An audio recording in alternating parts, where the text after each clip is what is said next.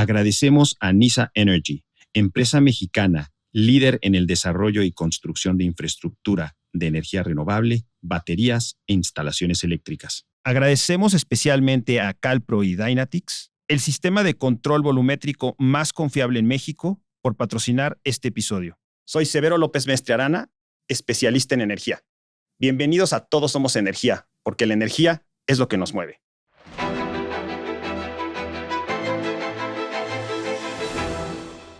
El prestigiado Instituto Oxford de Estudios Energéticos publicó un estudio en donde hace un análisis de los riesgos de depender de un solo país para la transición energética. En este caso, China. China domina el 90% de la producción de módulos solares en el mundo, el 80% de la producción de turbinas eólicas, aquellas que producen energía con el viento, y el 80% de los sistemas de almacenamiento de baterías.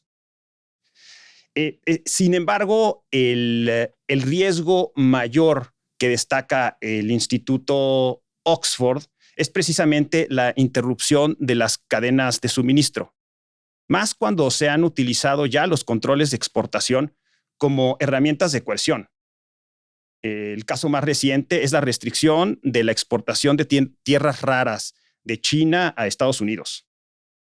En ese contexto, la gestión del conocimiento, la transferencia de tecnología y la investigación y desarrollo pasan a ser para los países no solamente estratégicos, sino de seguridad nacional. Por ello, nos da mucho gusto recibir al doctor Miguel Robles Pérez, director del Instituto de Energía Renovable de la UNAM, de la Universidad Nacional Autónoma de México. Bienvenido, Miguel.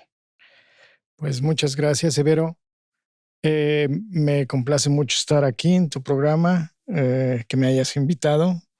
Y pues aquí estamos listos para platicar un rato con tu audiencia. Un gusto, Miguel. Energía personal. Miguel, platícanos quién es el doctor Miguel Robles.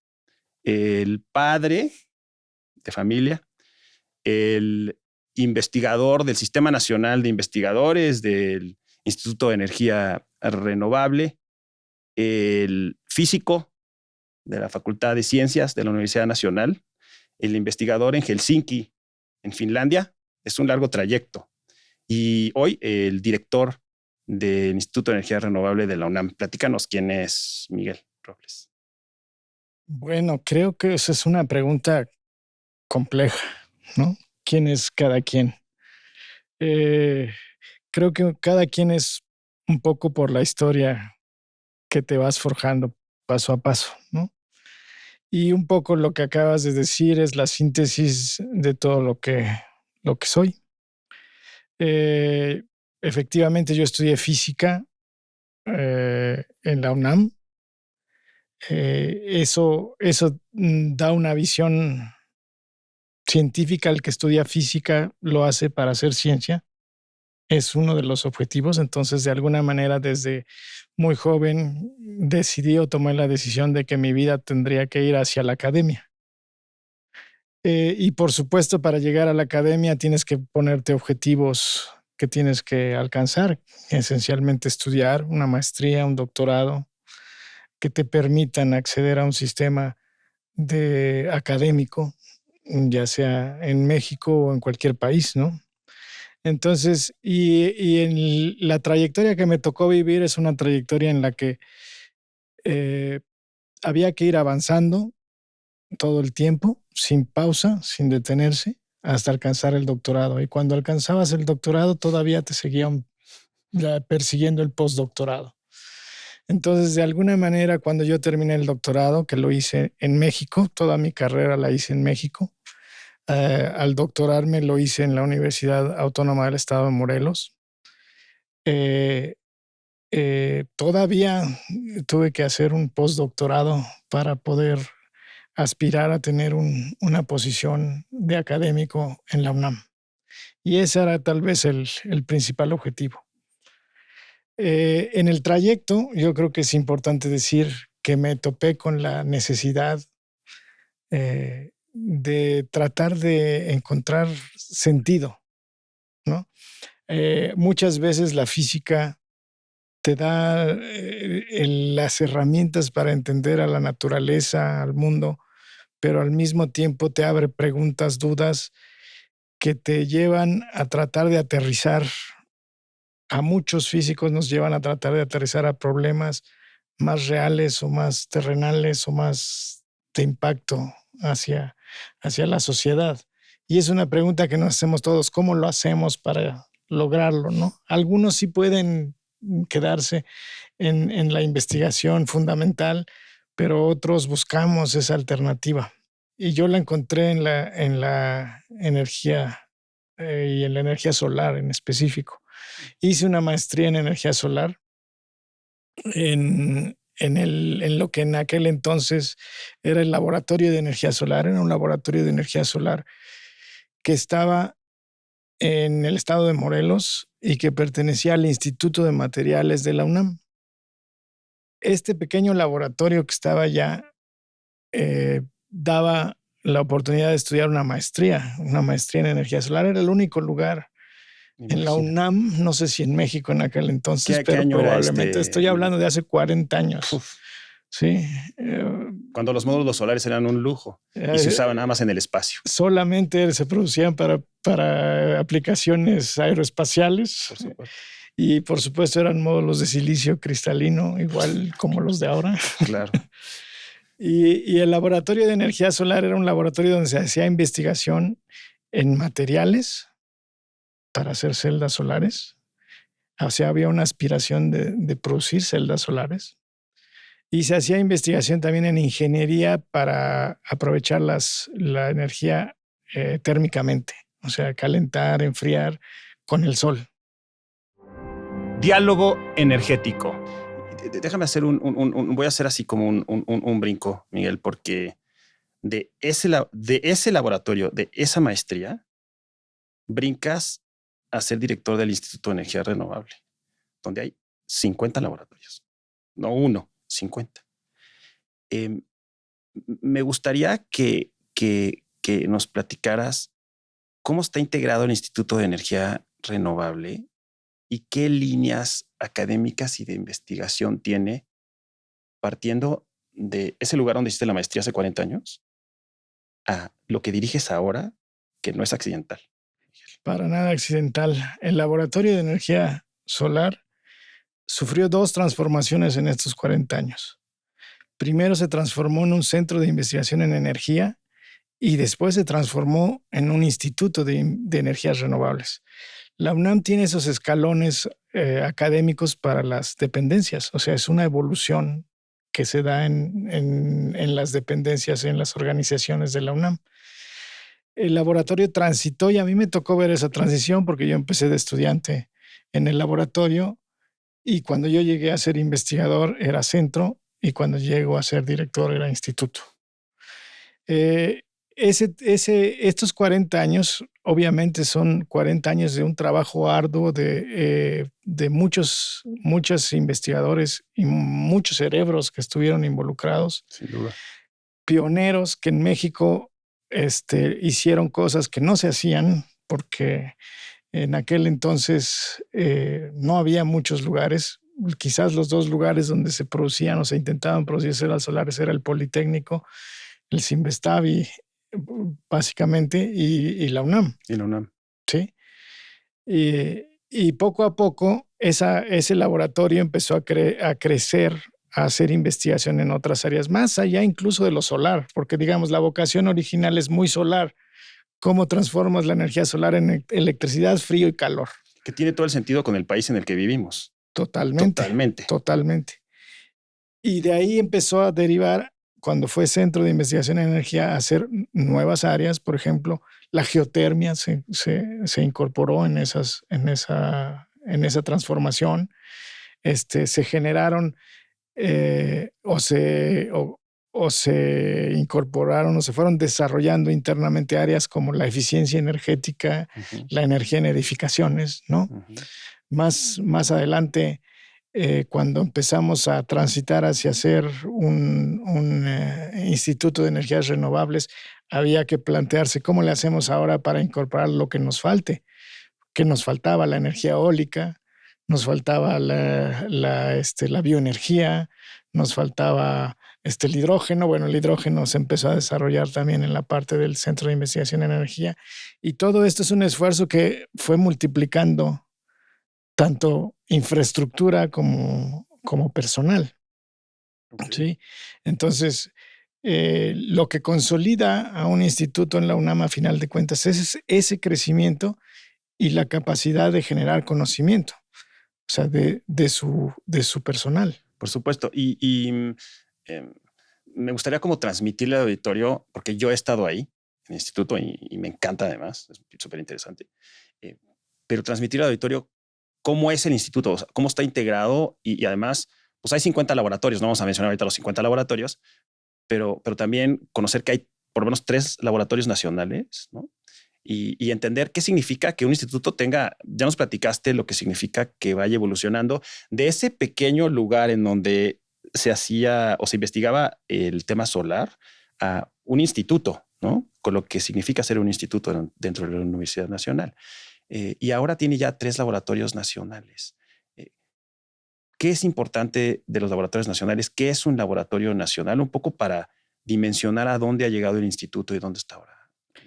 Fíjate que una de las características que debe de tener un instituto de la UNAM o la madurez de una entidad académica de la UNAM se muestra mucho en la capacidad de gestionar recursos. Entonces, tanto en la etapa de centro como en la etapa de instituto, la UNAM, el instituto y el centro han tenido la capacidad de responder a todas las convocatorias que CONACYT o el gobierno ha implementado para generar fondos para hacer investigación en particular en energía. Y entonces, una de esas convocatorias hace ya bastantes años era precisamente la creación de laboratorios nacionales. Y ahí se tuvo la capacidad de plantear dos laboratorios iniciales, que fue un laboratorio de concentración solar y química solar y un laboratorio de caracterización de celdas solares. ¿Sí? Okay. Esos 2 laboratorios. ¿Qué hace cada uno para los que no son investigadores? Esos 2, el primero de ellos es un laboratorio que está integrado o que estuvo integrado desde el inicio con varias partes. Una parte es un concentrador solar, que es lo que hace, básicamente una lupa gigante. ¿Pero qué tamaño tiene? Porque es espectacular cuando estás ahí. Es un concentrador de escala grande que permite una concentración, para que se den una idea, de 5,000 soles nada más, en el foco. Claro. Hecho con espejos. Que puede fundir materiales. Puede fundir materiales, metales, y que tiene un sistema de seguimiento del sol a través de un helióstato. Se parece mucho a las plantas de Torre Central que, por ejemplo, ahora se quieren construir en Baja California. Esas plantas tienen helióstatos que siguen el sol y que enfocan a una sola zona. Pero en el caso del horno solar o de este laboratorio de concentración que se llama un horno solar de alto flujo radiativo, lo que hace es enfocar hacia múltiples espejos y concentrar en un volumen muy pequeño, donde se pueden construir reactores. ¿Qué es lo que se estudia ahí? Pues el diseño de diferentes reactores que puedan funcionar con alta radiación y alta temperatura para generar nuevos materiales o nuevos combustibles. Física pura, te expresas como físico, sin duda. Claro, bueno, Miguel. Creo que no tengo de otra. Claro. Oye, ¿y los han consultado, Miguel, en la planta que se quiere plantear de concentración solar? O sea, les han preguntado o algo, porque hay mucha experiencia de ustedes en eso. Te comento que, bueno, tú debes estar muy al tanto de la expectación que generó el anuncio hace unos meses. Sin duda. De la construcción de estas plantas en Baja California. Y sí te puedo decir que la CFE y la Secretaría de Energía pues de inmediato se lanzó a detectar quién tiene experiencia en México, ¿no? Y pues en la UNAM, quien tiene esa experiencia es el Instituto de Energías Renovables. Sin duda. Y pues hemos sido parte de las consultas y de los grupos asesores y incluso hay forma de plantear proyectos de investigación relacionados con estas plantas. Pues ya están participando. Estamos participando ya en este momento. Qué interesante. De diferentes formas desde el nivel político hasta un nivel más de ingeniería, técnico, de asesoría técnica, incluso de planteamiento de proyectos de desarrollo tecnológico relacionados. Estas plantas tienen una característica especial, que es el tener almacenamiento térmico. El almacenamiento térmico es todavía tiene muchos aspectos de investigación donde se puede trabajar. Qué interesante. ¿No? Tengo entendido que sal, es una oportunidad. Derriten sal y que la sal. Hay varias formas. Una forma es precisamente derretir la sal y entonces hay una transición del sólido al líquido y entonces ahí se almacena energía, ¿no? Y al revés la sacas, ¿no? Haciendo una transición a sólido. Entonces tú puedes durante el día fundir y en la noche calentar con lo que se fundió. Hay tecnología ya desarrollada de buen nivel para hacerlas funcionar, pero aún hay formas de trabajar y de hacer investigación para mejorarlas. ¿Qué quiere decir esto? Que es como una oportunidad para el país de que si esto se implementa, se desarrolle tecnología local que no necesariamente estés atado a comprarla. Claro. Tú lo mencionaste hace un ratito. El 90%, el 80% de las cadenas de producción de almacenamiento electroquímico, que son las baterías, las controla China. Pero estas cadenas de suministro de almacenamiento térmico no necesariamente.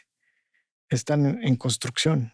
Claro. Y sí podríamos participar como país. El Instituto de Energía Renovable se convierte, voluntaria o involuntariamente, Miguel, me parece, es mi opinión, en una pieza de la seguridad nacional. Porque es el punto de partida para el desarrollo de tecnología, por lo menos limpia, ¿no? Digamos, para la seguridad energética. Sí. La seguridad nacional está fuerte, ¿verdad? Pero ya muy fuerte. Pero es real y es lo que se está planteando ahora en Europa y sin duda en Norteamérica, en Estados Unidos y en Canadá, ¿no? Los que nos están escuchando, que a lo mejor se entusiasman, sin duda, por lo que estás platicando de la vinculación que ya hay con proyectos de punta, ¿no? Como la concentración solar. ¿Cuál es la oferta académica del IER, Miguelón, en licenciaturas y en posgrados? Es muy interesante que me preguntes esto porque va de la mano con el desarrollo de las dependencias que veníamos platicando. Desde muy temprano en sus orígenes, el instituto formaba posgraduados, o sea, tenía un programa de maestría y un programa de doctorado asociado al Laboratorio de Energía Solar. Precisamente ahí estudié yo, hice la maestría y después mi tesis doctoral la hice con los grupos de investigación del laboratorio. Pero actualmente se ha consolidado. Desde hace 15 años ya tenemos un programa de licenciatura en Ingeniería en Energías Renovables. Ese programa ya con 15 años ha formado ya ingenieros que están en el sector energético mexicano e incluso en sectores internacionales. Sin duda. Entonces, ¿cuántas generaciones llevan de eso ya? Egresadas creo que ya son 10. Okay.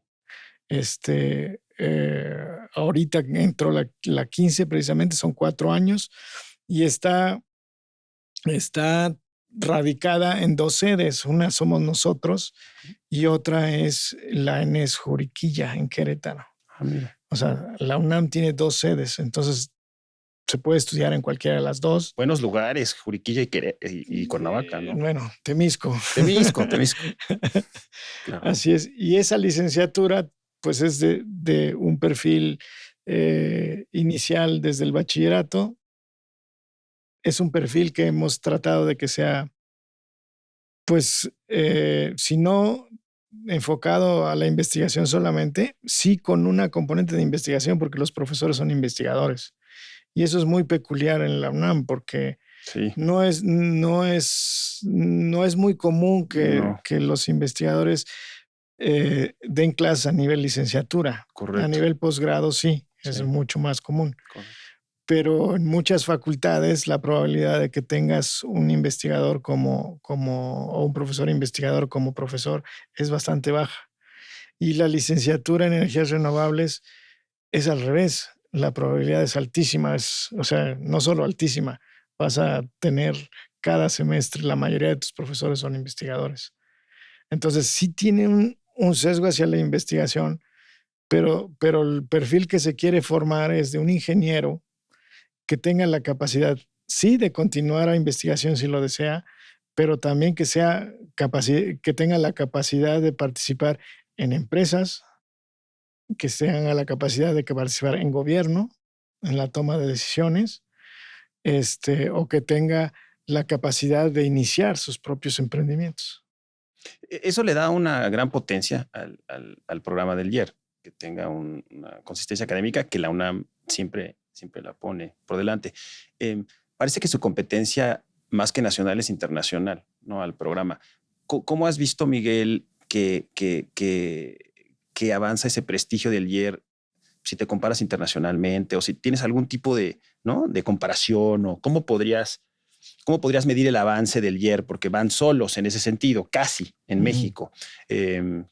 ¿Cómo podrías más o menos dar razón de comparación? ¿Cómo va el IER? Siendo objetivos, ¿no? Yo sé que eres el director, pero siendo objetivos. Digo, yo creo que hay que reconocer que los programas como el de la licenciatura en energías renovables están sujetos a vaivenes un poco más que las facultades. Las facultades tienen programas muy consolidados por muchos años, que a veces ya son 60, 70 años o más, ¿no? El programa de la licenciatura aún es joven. Si hablamos de 15 años, aún sigue siendo joven. Podríamos decir que fue un programa pionero porque cuando surgió hace 15 años había muy poquitos programas similares. Muy pocos.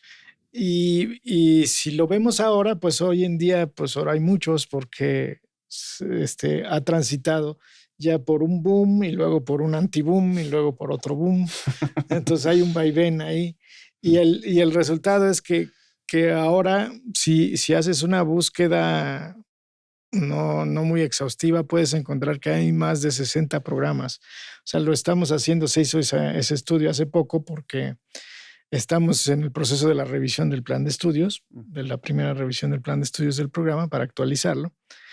Y sí hemos encontrado al menos 60 programas similares en las universidades mexicanas, lo cual quiere decir que hay una competencia hoy en día feroz a nivel nacional. Y hay una necesidad de... Y una necesidad, o sea, si surgieron es porque en un momento dado muchos se dieron cuenta de que era necesario formar personas en esta área, ¿no? Ahora, el ser pionero de alguna manera te ayuda a que pongas un poco la vara, ¿no? Y quizás la diferencia que nosotros, o sea, lo que nosotros aportamos son las pequeñas diferencias que otros programas no tienen. Una, te la estaba diciendo, la interacción con investigadores es una diferencia importante. Sí.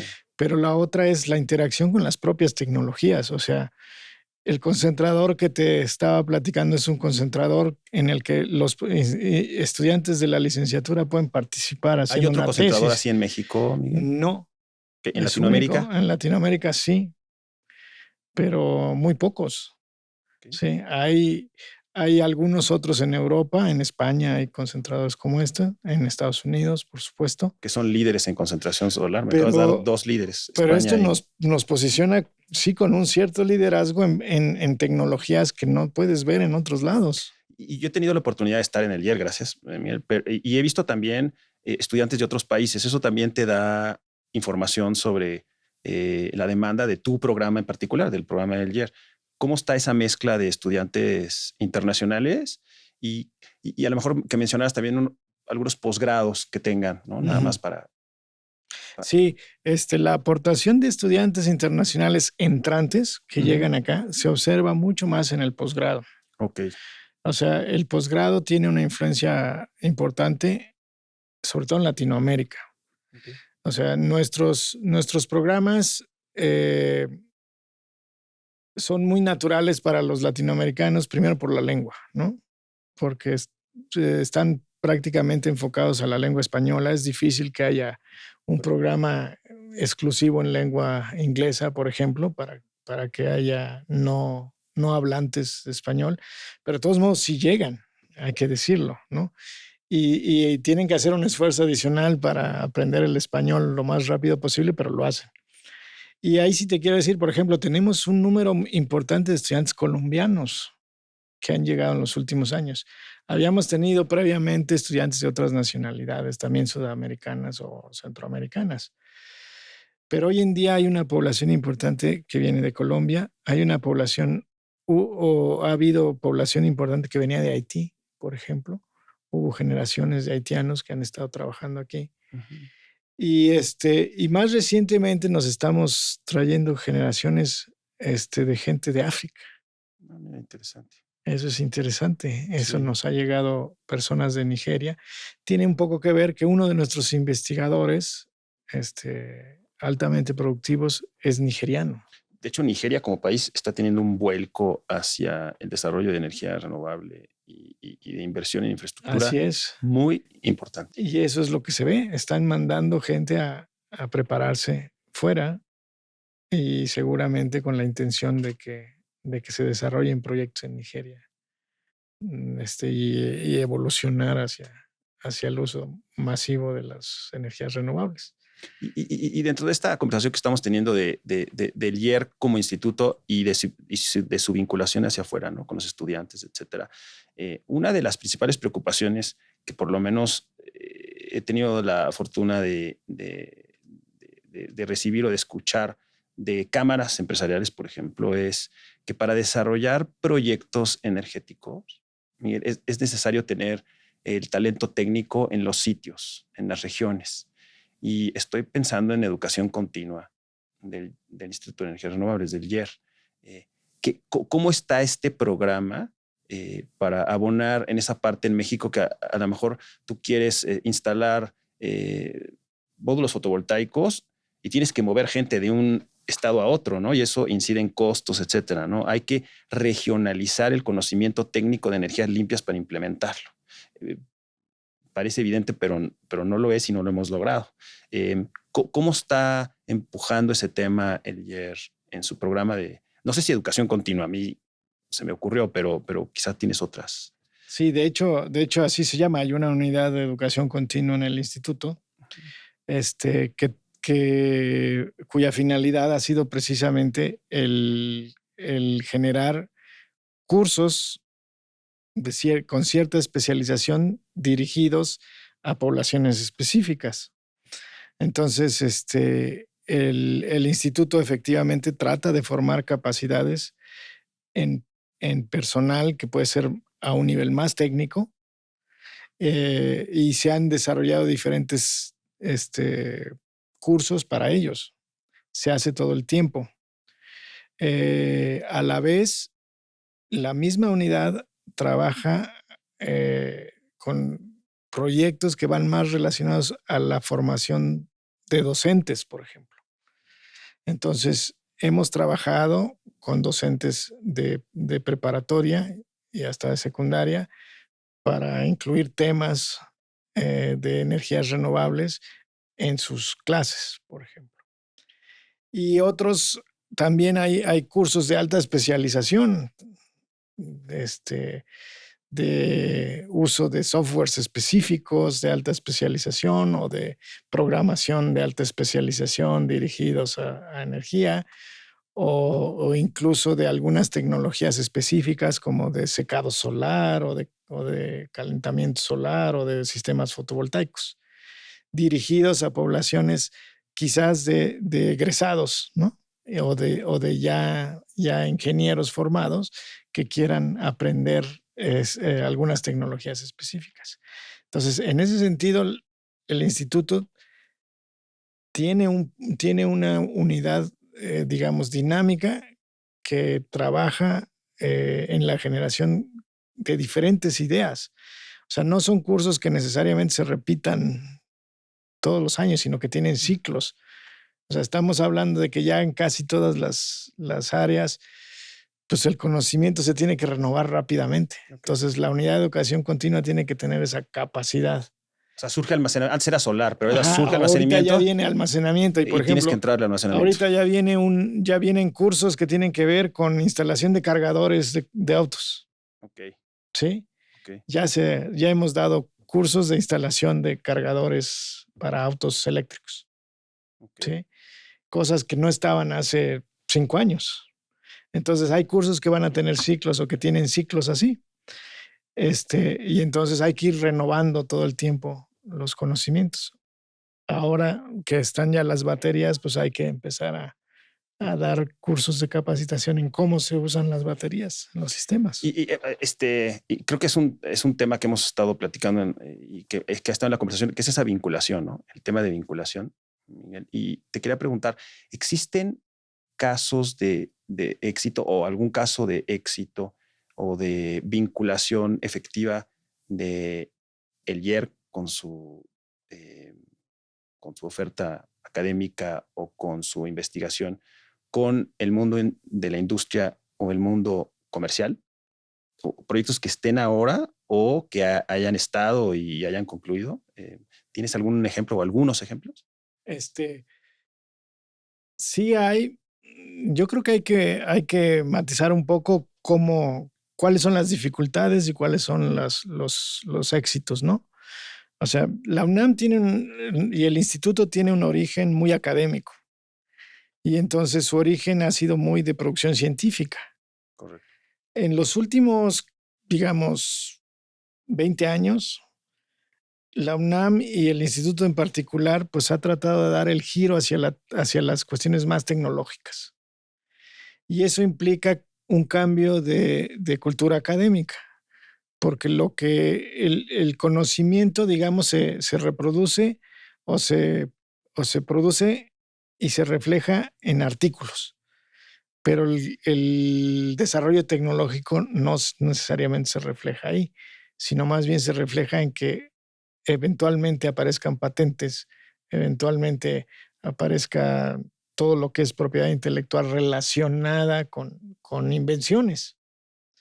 Entonces, ese giro se empezó a dar ya hace bastantes años, pero es un giro complejo para la UNAM. Primero porque para cualquier instituto de investigación. Primero porque tiene que lidiar contra sí mismo, claro, contra las propias reglas. Y segundo porque tiene que encontrar los mecanismos de vinculación que estás preguntando. Ahora, en el instituto, yo creo que hay varias formas de vincularse. Y los últimos años nos han también un poco enseñado de que la vinculación no solo es a partir de patentes o de industria, sino también a través de intervenciones sociales o de proyectos de mejoramiento social, claro, que viene un poco de la política del gobierno. Correcto. Entonces, hemos tenido éxito en el desarrollo de algunos proyectos de intervención social que tienen que ver con la aplicación de tecnologías solares para el mejoramiento de la vida de las comunidades. Eso ya lo podemos reportar y ya lo podemos platicar. En la experiencia por ejemplo, el secado solar, o sea, todo lo que tiene que ver con alimentos. Correcto. Ha sido una experiencia bastante exitosa. Correcto. Y que además en este momento la podemos incluso sentir como una especie de boom. Sí. Yo la percibo así porque llegan los presidentes municipales y nos dicen, ¿cómo secamos esto? O sea, ya de antemano lo ven como una oportunidad el aprender a hacer secado solar, por ejemplo. Bueno, te comento que el Foro Económico Mundial acaba de sacar un video hace 3 días y el caso que utiliza de éxito es México, en comunidades en Oaxaca, etcétera, para los hornos solares, por ejemplo. Pues esos son los éxitos de intervención que hemos tenido también. Uh-huh. Ahora, hay otro tipo de ligas. Más con empresas, sí las hay. Se han desarrollado incluso proyectos de investigación con algunas empresas, como SolarEver, por ejemplo, que generan algunos resultados y que en algún momento generan patentes. Lo más complicado, o lo que nos parece más complicado hasta el momento, es hacer ese tránsito del tener propiedad intelectual y de poder venderla o poder licenciarla. Sí, o poder, la comercialización. La comercialización, o sea, esa última parte. ¿Por qué? Porque implica dos cosas. Primero, elevar la maduración tecnológica del invento. Y para elevar esa madurez tecnológica, sé que nosotros llegamos fácilmente al nivel de prototipos, pero el siguiente paso ya es un nivel industrial. O sea, cómo empiezas a hacer una cadena de producción y cómo empiezas a hacer una fábrica que produzca tu producto. Ahí se necesita necesariamente hacer en asociación con una empresa que sea capaz de manufacturar, ¿no? O que sea capaz de hacer el producto que tú estás haciendo y además ayudar en el proceso de escalamiento. Eso es difícil. Y tienen los mecanismos de vinculación para hacer eso, ¿no, Miguel? Porque se me ocurren, creo que estás tocando un punto muy importante, que es la vinculación social, la vinculación comercial, la vinculación institucional, que haya los mecanismos, y me lleva a otra parte que va pegada, ¿no? Que es la parte también presupuestal, ¿no? ¿Cómo va el IER en materia presupuestal? Y si hay otras maneras también de fortalecer los mecanismos de financiamiento precisamente con esa vinculación, ¿no? Incluso con la vinculación social puede haber organismos que patrocinen la vinculación social, ¿no? ¿Están puestos los mecanismos, Miguel, o todavía está? Porque de por sí el reto es muy complejo, lo acabas de decir. ¿Existen los mecanismos institucionales? Yo diría que ya hay mecanismos institucionales existentes. O sea, también se ha hecho una labor dentro de la UNAM de ir construyendo estos mecanismos. Ya hay mecanismos, yo diría que todavía no están optimizados. O todavía no están terminados, muchos de ellos, porque muchos de ellos van construyéndose sobre la propia experiencia. Entonces, cuando te encuentras con un obstáculo, pues a lo mejor implica cambiar toda la normativa o actualizar un buen número de normativas dentro de la UNAM. Entonces, yo todavía aprecio que los mecanismos que tenemos se perciben o se sienten, al menos desde el lado de los que estamos más académicos, se sienten como lentos, como primitivos, como que podrían ser más ágiles. ¿Sí? Pero por otro lado, la UNAM sí tiene una política de proteger su propiedad intelectual. Lo cual es razonable. Y hacerlo pues de manera dura también. O sea, no tiene una política de regalar su propiedad intelectual al que lo pida, ¿no? Entonces se entiende que tienes que hacer un balance y se entiende que tiene que ser un balance que evolucione, claro, ¿no? Porque no está terminado, no está preparado totalmente. O sea, claramente, sí se puede apreciar en este momento quizás que hay universidades que tengan mecanismos más ágiles que los nuestros, ¿sí?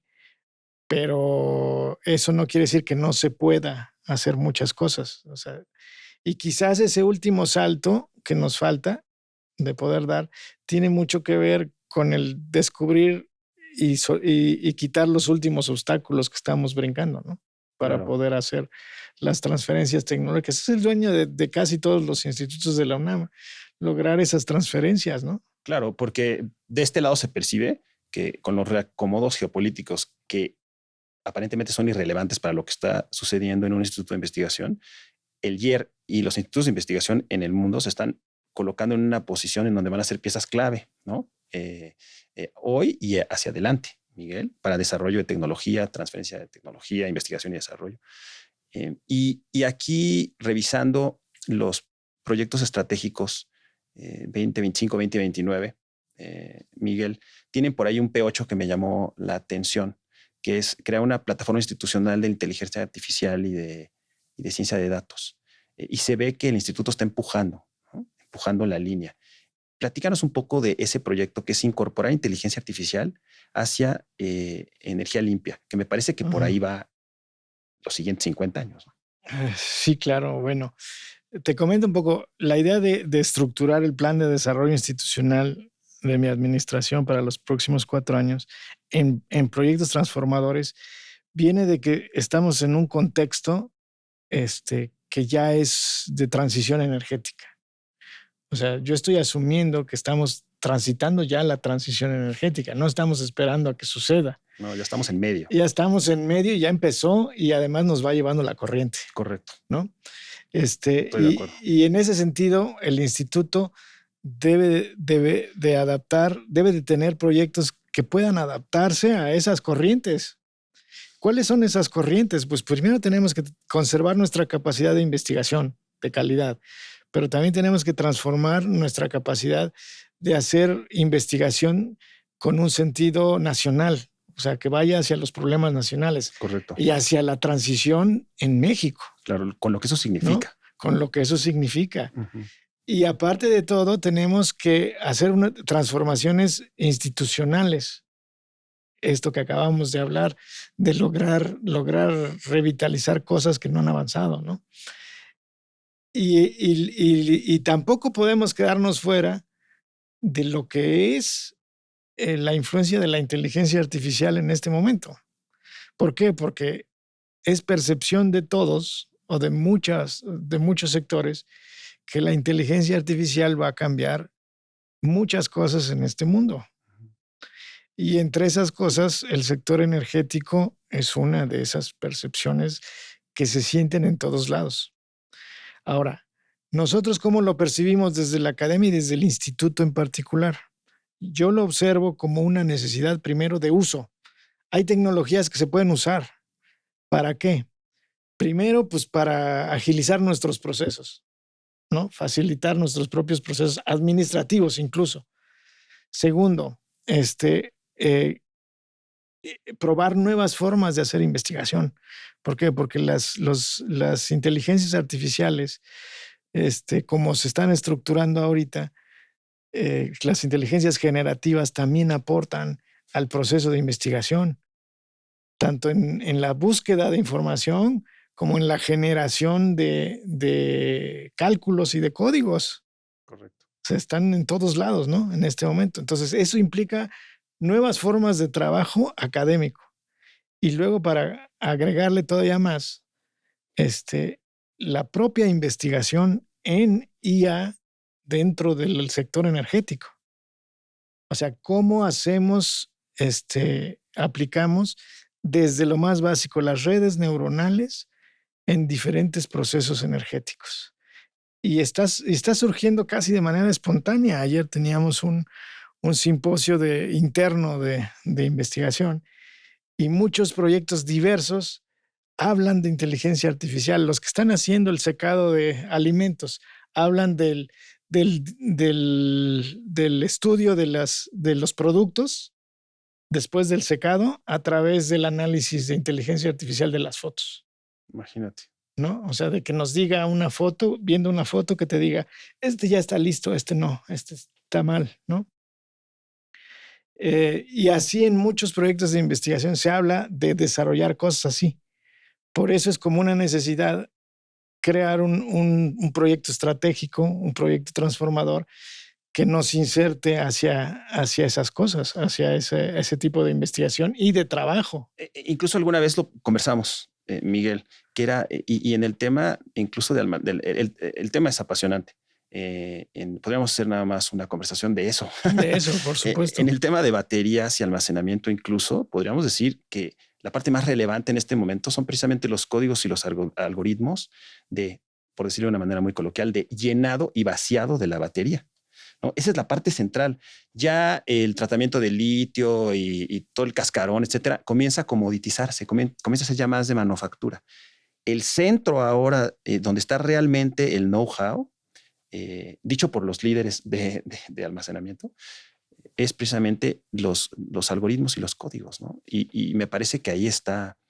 Y no te quedaste atrás, porque quisiera mencionar que escribiste un artículo, Miguel, que se llama Visiones sustentables, perspectivas de aprendizaje automático no supervisado ¿no? Espero haber traducido bien, que es Unsupervised Machine Learning, ¿no? Y lo interesante es que tomaste las metas de desarrollo sustentable de la Universidad de las Naciones Unidas 2030 y cruzaste ahí una manera de valorar cómo se han cumplido las metas como para utilizar un mecanismo distinto, ¿no? De políticas públicas. Platícanos de esto porque las conclusiones son bien interesantes y destapaste la caja de Pandora, me parece, ¿no? Pero platícanos un poco del artículo que va en el sentido de lo que estás platicando. Bueno, es un artículo que trabajamos un grupo multinacional de investigadores, varios mexicanos, finlandeses, argentinos, y la idea fue precisamente el analizar la evolución de los ODS que reporta las Naciones Unidas. O sea, el planteamiento de los ODS es uno de los esfuerzos más grandes que ha hecho la humanidad con objetivos definidos, o sea, y tiene un fin que es el fin de tratar de frenar el cambio climático, ¿no? Pero sin perder la capacidad de desarrollo, ¿no? O sea, frenar el cambio climático cierra todo y se frena el cambio climático, ¿no? Pero el chiste es desarrollarnos sin que acabemos el planeta en el proceso. Entonces, y ese esfuerzo es un esfuerzo gigante porque estuvieron involucrados un número enorme de países haciendo acuerdos, ¿no? Entonces, para mí es uno de los históricamente, uno de los acuerdos más importantes de la humanidad, en la historia de la humanidad. Creo que nunca antes se había visto que tantos países acordaran cumplir cierto tipo de metas, ¿no? Ahora, no quiere decir que sea fácil o que haya evolucionado o que esté ya terminado, para nada. El asunto es que cuando analizas la evolución, te enfrentas a un problema de múltiples variables, porque se plantearon 17 objetivos del desarrollo sostenible. Y esos 17, pues si tomas los indicadores, que además hay muchos indicadores para cada uno de los objetivos, digamos, lo menos que tienes es un sistema de 17 variables para tratar de analizar si están avanzando o si no están avanzando. Entonces, lo que tratamos de hacer en ese artículo fue tomar esas 17 variables para un conjunto de países el más amplio posible, ¿sí? En el mundo hay países que reportan muy bien sus indicadores, hay países que los reportan regular y hay países que no reportan nada. Entonces, obviamente, los que no reportan nada los tenemos que quitar. Los que tienen muy malos reportes tampoco los podemos tomar muy en cuenta, pero sí podemos tener un conjunto bastante amplio de países que reportan razonablemente los avances de sus objetivos de desarrollo sostenible. Cuando nosotros tomamos estas 17 dimensiones y tratamos primero de clasificar si es que existen patrones automáticos detectables en todos estos países, nos encontramos que las metodologías de agrupamiento o de clasificación automática te llevan a conjuntos más o menos definidos y encontramos algunas estrategias de clasificación que aparentemente te dan una imagen geopolítica del mundo actual. O sea, los países latinoamericanos aparecen con políticas de avances parecidos, ¿no? Los países más desarrollados tienen dos clasificaciones. Hay países, Estados Unidos está en una, Canadá en otro. Lo vi, sí. Eso es curioso. Y eso aparece de manera automática de la evolución. No es un entrenamiento. Sí, exacto. Por eso son supervised machine learning, ¿no? Exacto. Realmente es una clasificación sin entrenamiento. Sin entrenamiento. Es como un patrón, es como el análisis de patrones de los últimos 20 años. Sí. Es como vectorial, ¿no? Es de físicos, por cierto, claro. Es como si fuera un vector, pero en 17 dimensiones. Entonces, claro. El chiste es que las metodologías modernas de machine learning, de aprendizaje automático, permiten esas clasificaciones. Y esas clasificaciones te empiezan a decir algo de la evolución. Y después puedes hacer esa evolución agrupando esos países, o sea, los que tienen evoluciones comunes, para ver si se acercan o se alejan de los objetivos que ellos mismos plantearon. Y en ese sentido, y perdón que te interrumpa, Miguel, pones conclusiones lapidarias. Una, que ningún país está cerca de los objetivos. Eso es durísimo. Y luego estableces algo que me llamó muchísimo la atención, que dos de las variables que son, me parece que es producción y consumo responsable, que son son eje para resolver el tema de cambio climático y también el eje de acciones contra el cambio climático, ambas, ¿no? Consumo y producción responsable y acciones contra el cambio climático, las pones como totalmente contrarias. Se contraponen.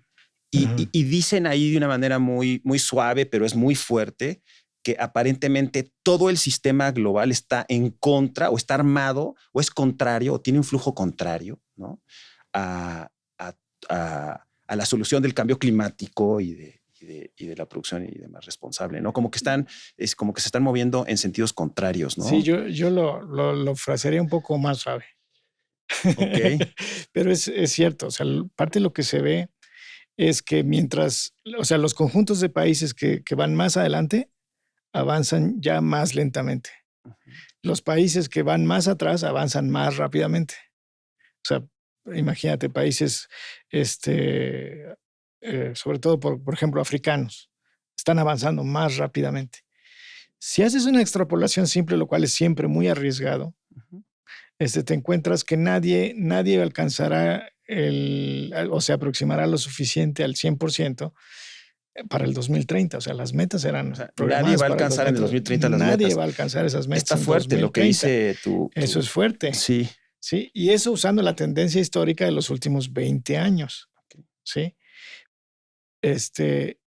Sin embargo, digamos, lo que se observa es que todos avanzan. O avanzaron durante esos 20 años. Pero si hablas de correlaciones, yo lo dije diferente, pero correlaciones positivas y negativas. Y ahora, ¿cuál es la razón de que eso avance, pero que cada vez, mientras más te acercas, más lento el avance?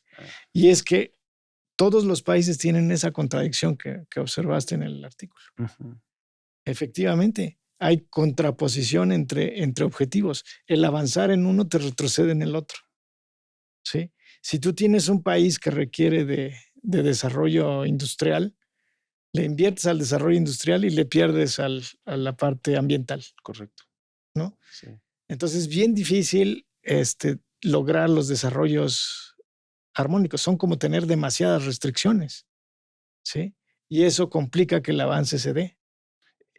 Es una propuesta bien interesante de este lado del hacer políticas públicas, ¿no? Del lado de cómo estructuro políticas públicas. Es un insumo muy interesante, pero es un insumo fuerte, ¿eh? Porque no es intuitivo. No. Y tiene bases matemáticas. Entonces, pues discute las bases matemáticas, ¿no?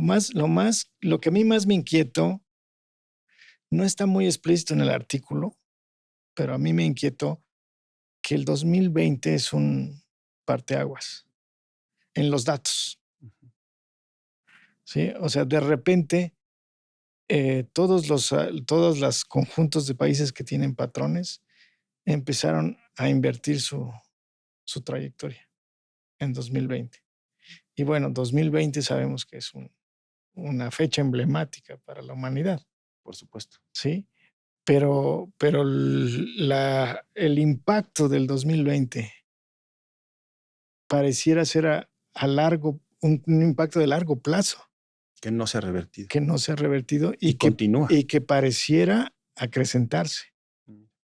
Entonces, porque ahorita no solo tienes contradicciones sino que tienes políticas explícitas de países con una influencia mundial altísima en contra de los objetivos de desarrollo sustentable. Exacto. La góndola. Una última pregunta, Miguel, y si tú estuvieras tomando el cablebús, ¿no? Y te subieras a la góndola y irías tú solo en este viaje, es un viaje que tienes un tiempo razonable, ¿a quién elegirías para viajar en esa góndola contigo y conversar? Pues hemos tenido aquí todo tipo de, de compañías de la historia universal, del presente. ¿Con quién viajarías? ¿Por qué? ¿Y qué le preguntarías a él o a ella? Fíjate que a mí me gustaría elegir a Richard Feynman. Para quien no conozca a Richard Feynman, él es un físico, premio Nobel de física en el siglo XX.